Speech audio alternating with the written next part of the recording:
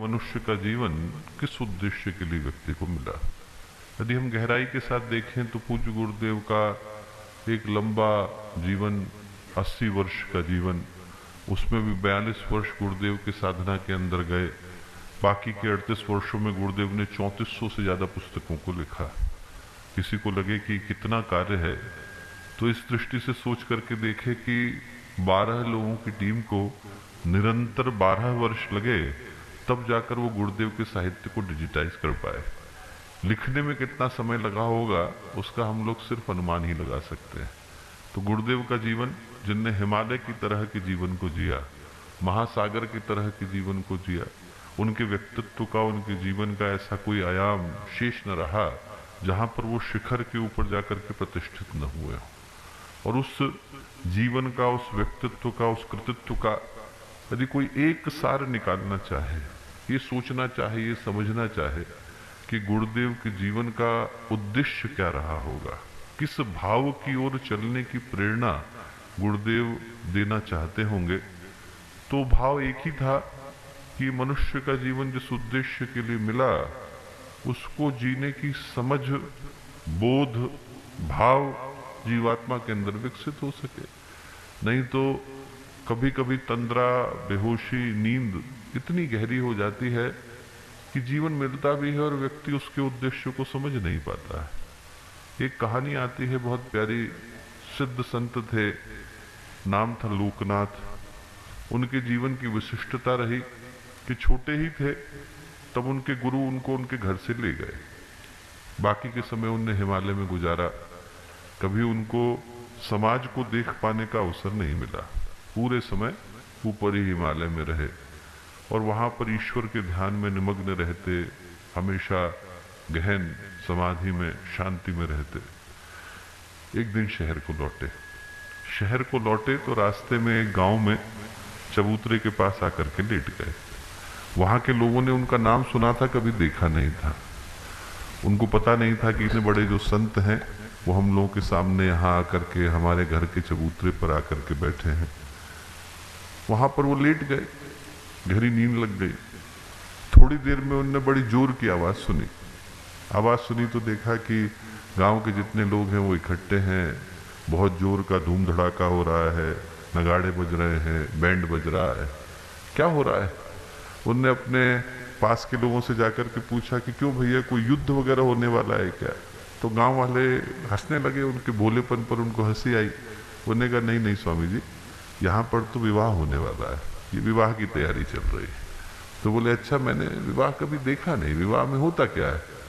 तो एक व्यक्ति ने बताया, बोले ऐसे वर आते हैं, ऐसे वधू आते हैं, लड़का एक घर से आता है, लड़की एक घर से आती है, और आने के बाद जो है दोनों का विवाह हो जाता है। फिर दोनों साथ रहते हैं और बहुत सुख के दिन काटते हैं। स्वामी जी बोले सुख क्या होता है? मैंने सुख कभी देखा नहीं। तो उनके जो परिवार वाले थे बोले हम लोग चल ही रहे, आप बारात में शामिल हो जाइए। बोले ठीक। बारात में गए। उन्हें जीवन भर सात्विक भोजन को ग्रहण किया था। कभी इस तरीके का न उनने दावत देखी, न इस तरीके का भोजन किया। जैसे ही शादी ब्याह के घर में पहुंचे तो वहां का मसालेदार खाना खाया। पहला दिन जीवन का ऐसा गुजरा जब ईश्वर का भजन भी नहीं किया। आसपास जो है नाच गाना चल रहा था, धूम धड़ाका हो रहा था, बारात के गीत चल रहे थे। उस सब में ऐसे निमग्न हो गए कि उनको पता ही नहीं चला कि क्या हो रहा है। थोड़ी देर के बाद एकदम जब थक हार करके जो मुंडेर थी कुएं की, उस पर सो गए। गांव में होता है, गांव में जो बड़ा कुआं होता है उसकी मुंडेर इतनी चौड़ी होती है कि उस पर आप लेट सको। लेट गए, वहीं सो गए।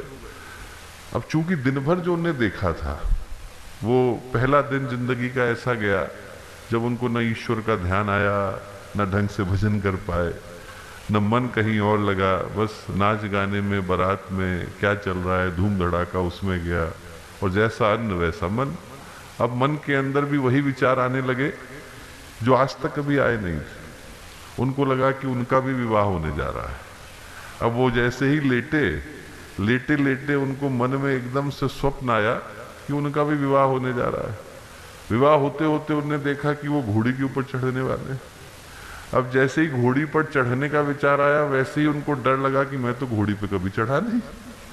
अब चढ़ने के विचार से इतना घबरा है कि कहीं घोड़ी जो है दुलत्ती न मार दे।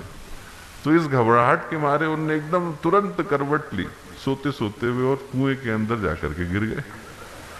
अब कुएं के अंदर गिरे तो एकदम लोग जग रहे थे। उस समय तो रात में, बारात के समय में तो लोग रात देर तक जगते हैं। तो 2-4 लोगों ने निकाला और उनको मरहम पट्टी करी।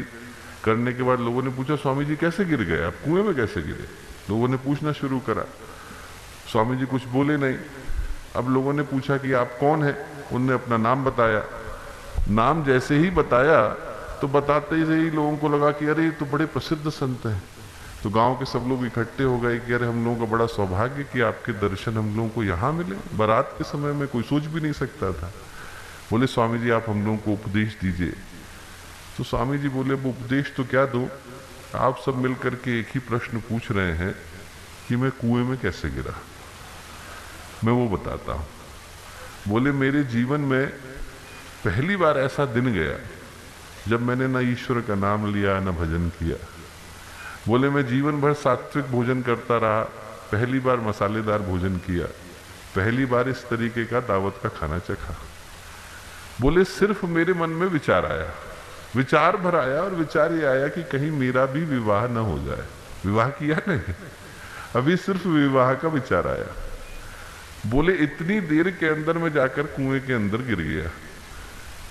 अब आप सोच करके देखिए कि जो जिंदगी भर वही भोजन कर रहा है, जिंदगी भर उन्हीं विचारों में उलझा हुआ है, वो कितने गहरे कुएं में जाकर के गिरेगा। उससे